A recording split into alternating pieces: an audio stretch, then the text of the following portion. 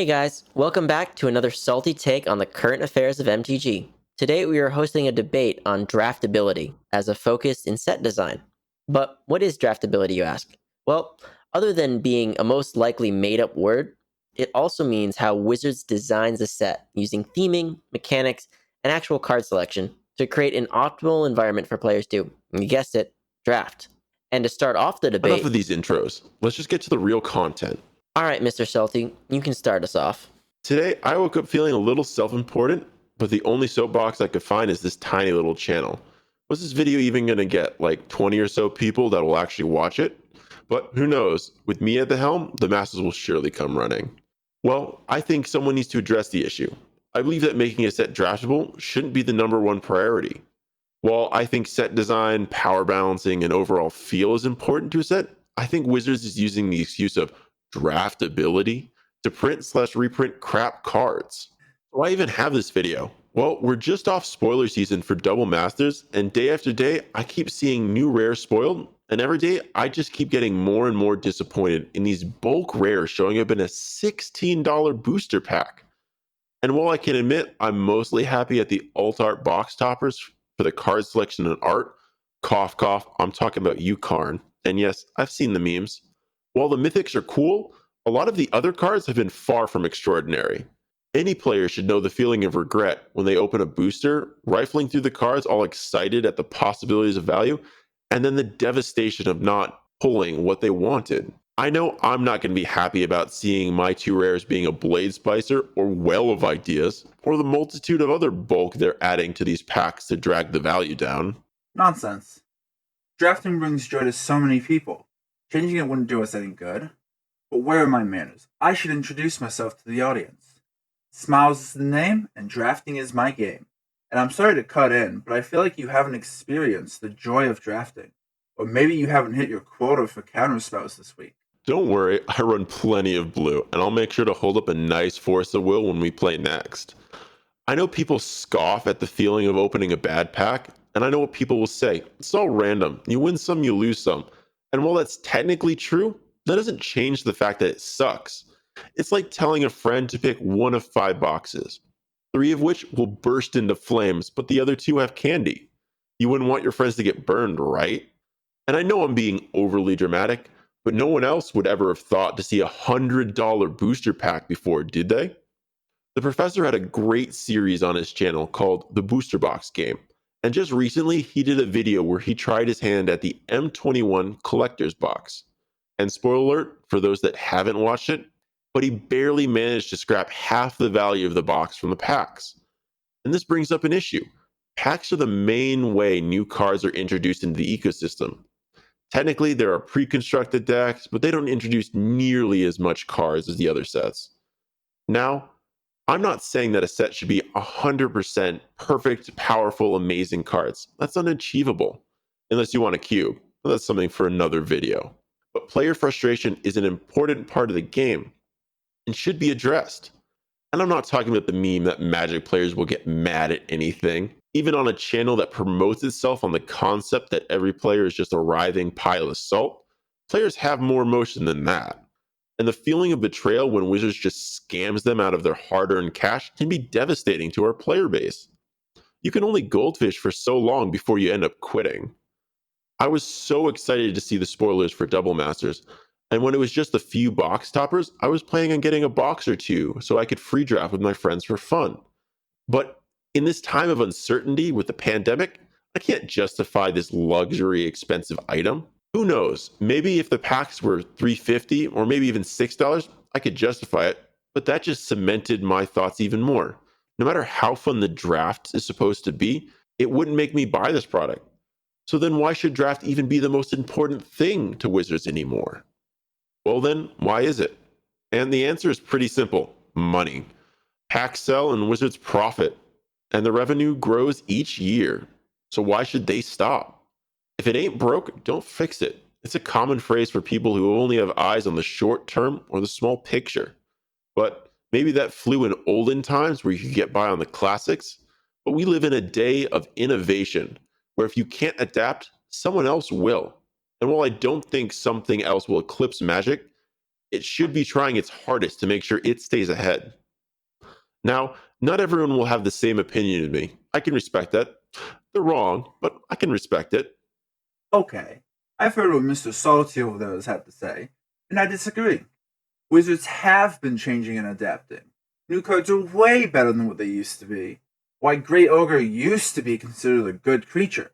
Cards have much more fun abilities, and overall player experience has improved. Sure, if by overall player experience has improved, you mean Wizards has been artificially increasing the power level to push products, then I agree. Now let's pretend we're back in 2017. Kaladesh just recently released, and it's been 6 years since we've had a card banned in Standard. Those cards being Jace the Mind Sculptor and Stoneforge Mystic. But after Kaladesh, we haven't managed a single year of not having a single banned card in Standard, often having multiple bans in a single year to stop the broken cards Wizards were printing. Wizards must have known that these cards would be problematic because they also announced that they would change their banning cycle to be every few months instead of set by set. Some might say that only seems to enforce the idea that Wizards don't know what they're doing. But to those, I call BS. One or two mistakes I could see, but there just seems to be too many bans to say it's just a simple coincidence. They do know what will sell, and by pushing certain cards, it creates a disparity between the other cards, spiking a few by undercutting the rest. This causes the randomness of pack value to vary even more greatly. If only one or two rares of a set hold all the value, your odds of pulling a return on investment go way down.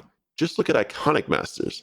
They printed a bunch of garbage, their packs held no value, and not only that, all the stores that bought a large quantity of boxes lost all their money.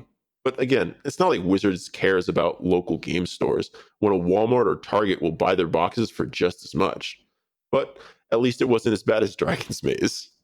Well, I think Wizards is trying their best. Look at all the cool cards they are reprinting. I see Jace, Karn, Doubling Season. Doesn't it feel great when you see all these super powerful cards? Now players will have access to these cool cards that were previously hard to obtain. And also, what's so wrong with putting in supposed bulk rare cards? Why is it wrong for Wizards to design a set around just having fun drafting with your friends, without having to worry about making your retirement plan made out of cardboard? I personally love making draft chaff decks because they never go stale. And they can always be broken down later to do even more drafting. If you like draft chaff so much, build a cube out of it. At least it won't cost you much. But getting back to reality, what should be done? Well, in my opinion, they should increase reprints and take a better look at downshifting rarity to increase availability. Mama needs a new pair of mana crypts. I don't want to sift through bulk. I just want some real value out of my packs. I want mana drains, dockside extortionists, expropriate. Nobody wants to play with casual crap. We want power, excitement. Why can't everyone have access to their own demonic tutor? Well, why can't we all just use Diabolic Tutor? I think it's plenty fun and fair. Just recently I found the super old card they reprinted called Oubliette. I would have never even known it existed without the reprints. It's so cool that they get to use all kinds of cards. Shaw, they didn't even reprint it at the right rarity. Pauper players have been asking for it for years, and they're only just getting it now. Wizards really need to look at downshifting rarity. Why can't a few of those penny rares be downshifted to uncommon, freeing up spots for rares players actually want? If I asked you if you wanted to pay $20 for a high demand common, would you do it? Well, no. What if I told you instead of reprinting it at common, I'd jack up the rarity to rare to make it even harder to get? I'm sure that would make it better, right? Uh, But hey, I reprinted it. And Ristic Study's not even the only time Wizards has done this. But hey, just another example of the corporate greed that has infected this once great company. Mr. Salty, as much as I respect and care about your opinion, I must wholeheartedly disagree. I personally love to draft because it gets me all the new cards for my commander decks. Without draft, I would have never been introduced to Oko, who inspired me to build a food tribal deck. Ah, Oko, the card that literally broke standard. Leave it up to someone like you to find the good in that card. And you speak of Commander like you know it? I remember back to the simpler days when it was still Elder Dragon Highlander. Such novel times before Wizards found its next cash cow and started to bleed this community dry. How ironic, after Wizards realized it was too hard for them to balance standard around the broken cards, they turned their sight on Commander and started to power creep all of the pet cards you could have played before, but not anymore. Now that Commander is their number one son, Wizards won't be able to spend any time on draft, so they might as well just throw in the towel. This isn't a beast they can take on anymore. Fear not, Sir Salt, for there is still hope. With the power of friendship, we can make it through these tough times. Wizards is ever expanding and has a team dedicated to ensure that draft stays as marvelous as always. I'm unfortunately going to have to cut this discussion short, fellas. I know you guys would keep going on and on forever if given the chance, but hey, if you think we missed something, or you think that there's something you have to add, let us know in the comments. I think both brought up good arguments, and it's a really tough decision either way. I hope you found this entertaining, and if you really enjoyed this video, please leave a like and consider subscribing, as it really helps us keep making videos. And as always, stay salty.